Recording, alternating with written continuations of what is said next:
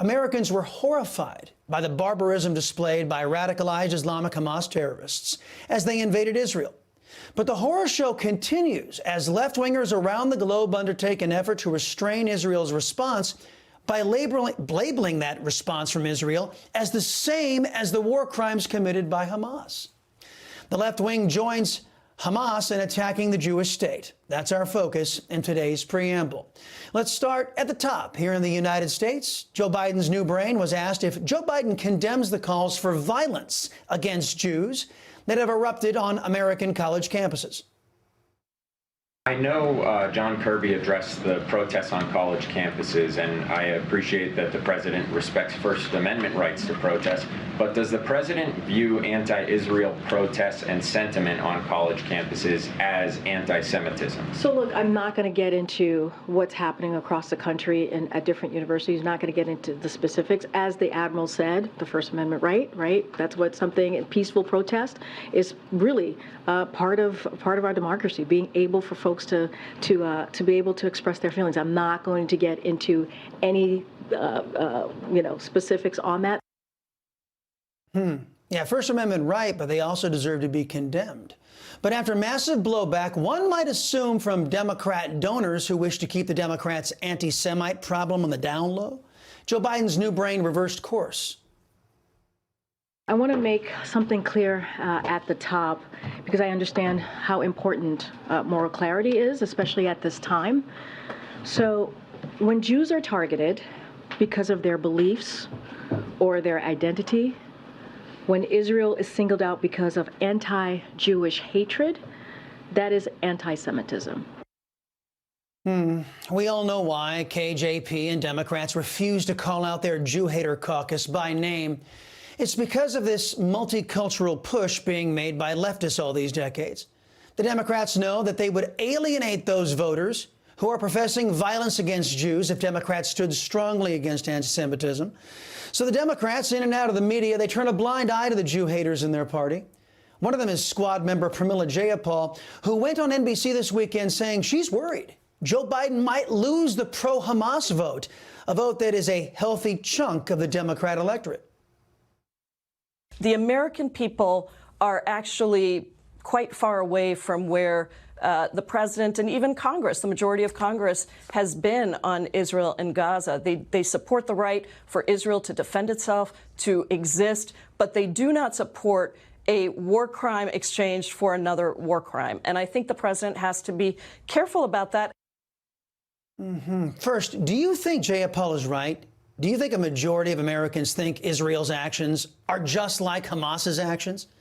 Secondly, can you imagine Americans' response if left-wing lunatics in media or Congress in the wake of 9/11 said that the United States reprisals was actually tantamount to a war crime?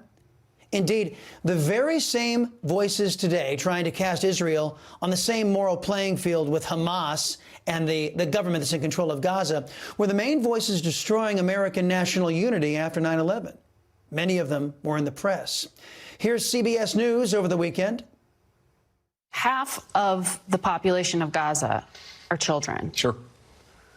Why don't you think the United States can do what Leader McConnell talked about there and provide aid to them? Well, first, Leader McConnell is right. Okay, well, that didn't exactly play out. Basically, what Margaret Brennan wanted to ask him there, and she did ask him, is you don't believe in these organizations' ability to deliver the aid? She goes, oh, well, you know what? We trust those organizations over at CBS, I guess. CBS News seems to trust the Hamas officials who were in charge of the government of the Palestinian territory. In fact, the left wing in this country, in the press, on college campuses, and in the Democrat Party, they've been giving aid and comfort to those calling Israel an apartheid state. Thankfully, Israel has been pushing back on this insane suggestion inside the UN. Here's one soundbite that's making its way around the internet. Thank you, Mr. President. Israel's 1.5 million Arabs, whatever challenges they face, enjoy full rights to vote and to be elected in the Knesset. They work as doctors and lawyers. They serve on the Supreme Court. Now, I'd like to ask the members of that commission that commissioned that report, the Arab states from which we just heard, Egypt, Iraq, and the others, How many Jews live in your countries? How many Jews lived in Egypt, Iraq, Jordan, Kuwait, Lebanon, Libya, Morocco? Once upon a time, the Middle East was full of Jews. Algeria had 140,000 Jews. Algeria, where are your Jews?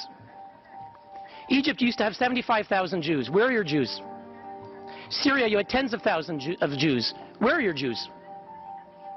Iraq, you had over 135,000 Jews. Where are your Jews? Mr. President, where is the real apartheid? Why is there a UN commission on the Middle East that does not include Israel? From the 1960s and the 70s, they refused to include Israel. Where is the apartheid, Mr. President? Mr. President, why are we meeting today on an agenda item singling out only one state, the Jewish state, for targeting? Where is the apartheid, Mr. President? Yeah, where is the apartheid? One has to ignore the facts of history to put Israel on the same moral footing as Hamas. That explains the ignorance of the press and those college students. They don't care to know or refuse to acknowledge history. But it doesn't excuse the elected Democrats who are undertaking Hamas propaganda in their ongoing effort to destroy not only Israel, but Western civilization itself.